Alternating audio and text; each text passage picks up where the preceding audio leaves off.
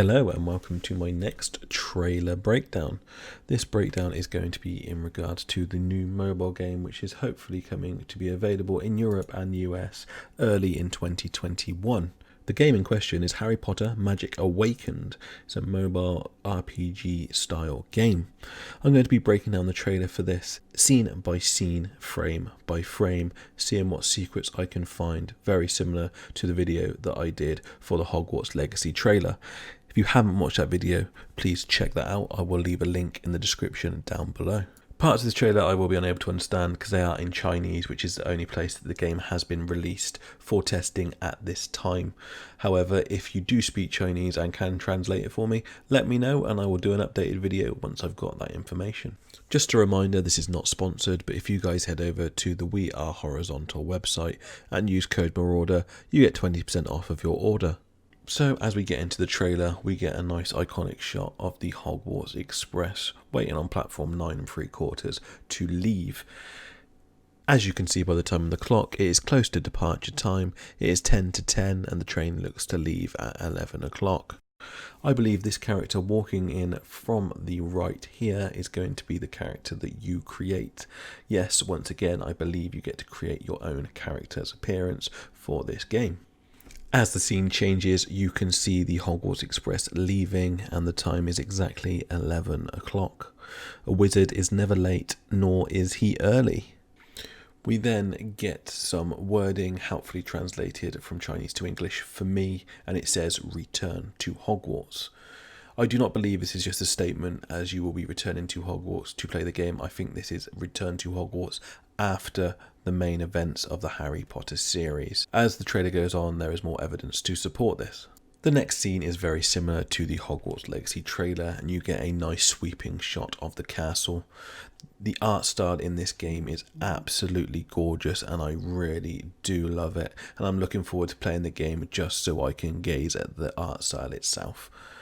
As it pans down this bridge, you see a few students. Most of them seem to be Ravenclaws, however there is a few Gryffindors there too. We then open into the Great Hall with a nice shot of the enchanted ceiling. It then moves down to see Professor McGonagall ready to sort the new first years into their houses. In this scene we also get a glimpse of our first few spoilers as to when the game's going to be set and who some of the characters are going to be. Let me break them down for you now. I believe this game is going to be set after the main Harry Potter series and that this is part of my reasoning behind it. In this scene here, you can see the staff table behind Professor McGonagall, who would appear to be missing from the vacant seat in the middle as she is now the headmaster. On the left of the scene, we see Professor Flitwick, who will be returning to take up his mantle as Charms teacher and head of Ravenclaw House. Next to him is also Pomona Spout. She will be continuing her role as head of Herbology and also the head of Hufflepuff House. Next to McGonagall on her left-hand side looks to be Professor Slughorn. I believe he'll be returning as his role as Potions and head of Slithering House.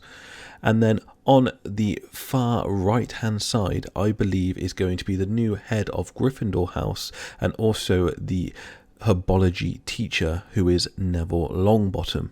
Neville, straight after the events of the Second Wizarding War, became an Auror for a short period of time. It was never actually disclosed how long this was for, so I believe there has been some period of time since those events to these events starting for him to be able to have been offered the job as Hogwarts professor.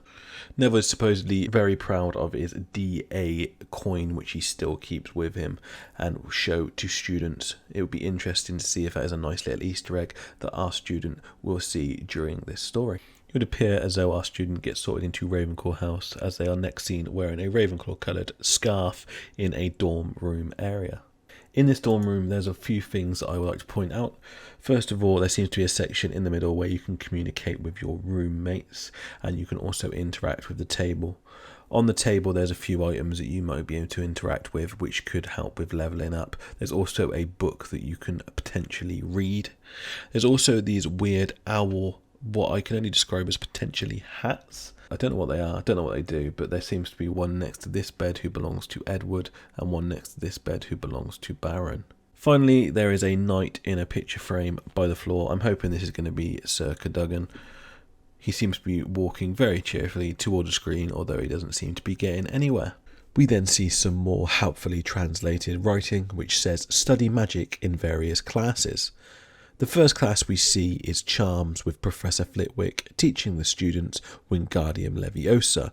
In the next scene you see Defense Against the Dark Arts with a pesky pixie in a cage. It's unknown who this Defense Against the Dark Arts teacher is at this time, and I have no theories as to who this is going to be.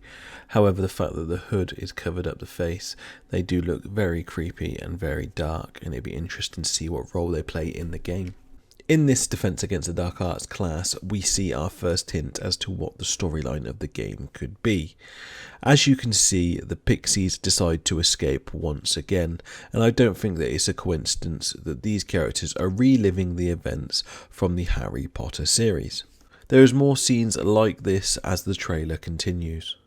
We then see our first hint of gameplay. This game is majoritively going to be a card-based game, which means that you will have to use cards to do different spells and different magics. I would imagine different cards combined with each other will produce different effects, and the cards will have to be gained in different ways throughout the game. It is yet to be seen whether this is going to be a pay-to-play game where you have to pay to get the best cards, or whether all cards are going to be unlockable throughout gameplay options. Again, the artwork on these cards is absolutely stunning, and the developers have absolutely hit a winner with the art style, in my opinion. When examining the gameplay, I've noticed a few different things. The first thing I noticed is there's two separate sections for cards at the bottom of the screen. On the left, I believe these are going to be movement cards, indicated here with 13 in your pack. And next to it, I believe, is going to be some sort of healing potion or healing spell that you can use a number of times during each battle. To the right hand side, there is different cards. I believe these are going to be more powerful spells that would obviously cause some sort of area effect or a lot of damage to one single enemy target. They also might be used as a buff to help your characters cause more damage or take less damage themselves. When looking at the characters, their level is displayed above their head next to a health bar and a number indicator for how much health each character has. When a spell is cast or damage is dealt, a number appears above the character's head with a minus next to it to indicate how much damage has been caused. You can see this on the characters here, and you can see it when our characters use a spell against the pixies here. This does not appear to be the easiest of fights. The pixies seem to have over 400 health each, and your character on a standard basic attack only does 58 damage. Now, I'm saying this is a standard basic attack because I cannot see any of the numbers go down at the bottom of the screen when this attack is used. I believe there will be a basic attack that does not require a card to use it, that you will be able to do to cause constant damage without having to waste resources. As the scene plays out, we continue in Defense Against the Dark Arts to a boggart class, and the students are having to take it on.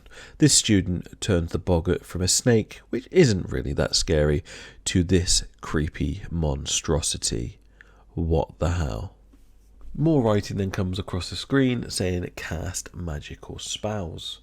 We then get a glimpse of what I believe to be the card book. This book will contain all cards you can unlock and that you have unlocked. I used a translating app on the camera of my phone to translate the writing on these pages. However, it is not the most accurate, and if I angled the phone slightly, it did change it. However, I believe I've got some information for you about what is written on them. Firstly, on the left hand side, it seems to describe what the card does in regards to the gameplay and the battle itself. On the right, it gives you some background information onto when the spell was created or first used in the Harry Potter series. So thankfully, I do not need to guess what the first spell is in the book that we see, as it tells us in the subtitles below. This first spell is going to be Sectum Sempra. In the spell description within the game, it states that it casts a spell in a specific direction and it will deal damage to the first enemy that it hits. If this enemy dies within 3 seconds, that damage will then project itself onto another enemy, and it can do this 3 times at most. It then gives us a brief breakdown of when the spell was first made, stating that it was Snape who created it and wrote it into his Newt Potion book and titled it under the name The Half-Blood Prince. And the bottom paragraph says that years later, Harry also stumbled across the spell and used it in a duel with Malfoy without knowing what it does and was terrified by its terrible power. The second page does not refer to an actual spell within the wizarding world, however it refers to the wildfire whiz-bangs created by the Weasley brothers during their time at Hogwarts.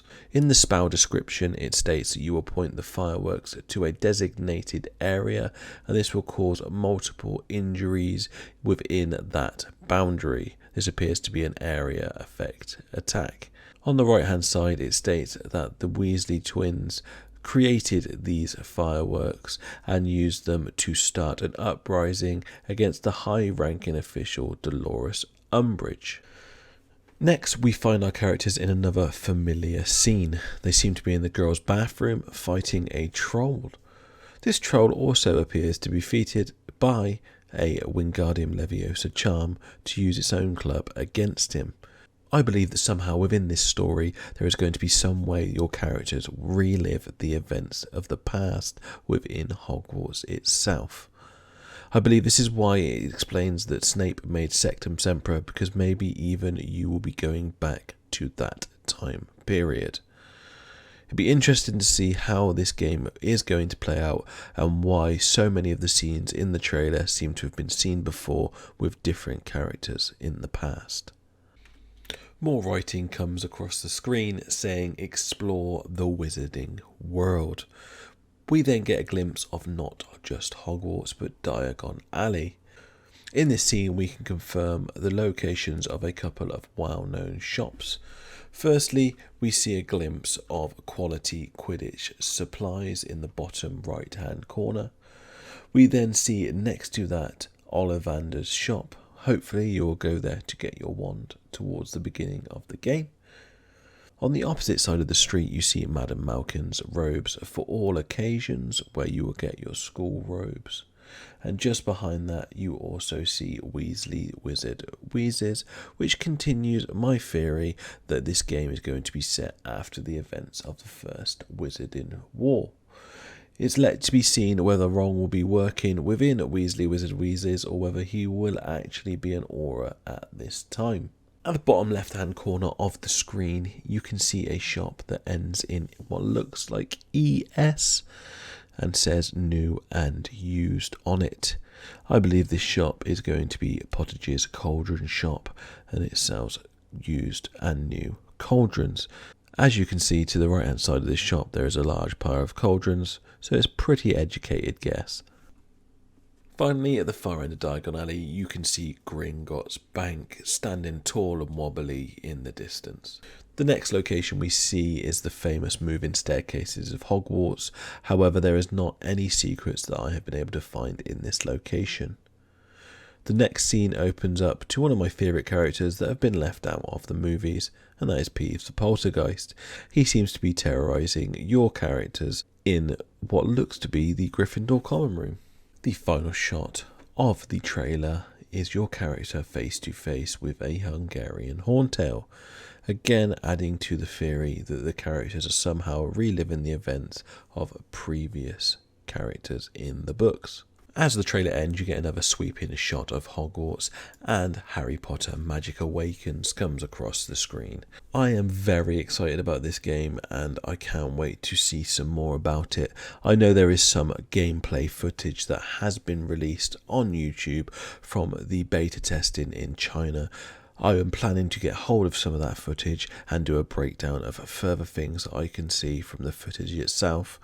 I've seen footage of fights, the card book, and also Quidditch, which is in the game. I'm so excited to play this game, and once again I will say it, I love the art style. It looks absolutely stunning and I can't wait to see what all of the cards look like. One hope that I do have for this game is that they don't make it pay to play and make you have to pay as microtransactions for the best cards within the game. I'd like to know what your thoughts are on this game and whether you're excited for it. Also, I'd like to know if I've missed anything out or if you have any theories or suggestions about this game. Please leave me a comment down below. Also, feel free to like and subscribe. The more subscribers that I get, the more I am able to give aways for you guys in the new year. If you like Harry Potter theories, please be sure to check out my theory video on the Fidelius charm. Also, please check out my Wizarding World weekly video, which breaks down all of the news from the Wizarding World recently. And if you do like these videos of breakdowns of trailers, as I mentioned earlier, I have got a breakdown of the Hogwarts Legacy game trailer. Please check them out. All links to these videos will be in the comments down below. This has been my full breakdown of the Harry Potter Magic Awakened trailer. I really hope that you have enjoyed it. I look forward to seeing you in the next video, but until then, mischief managed.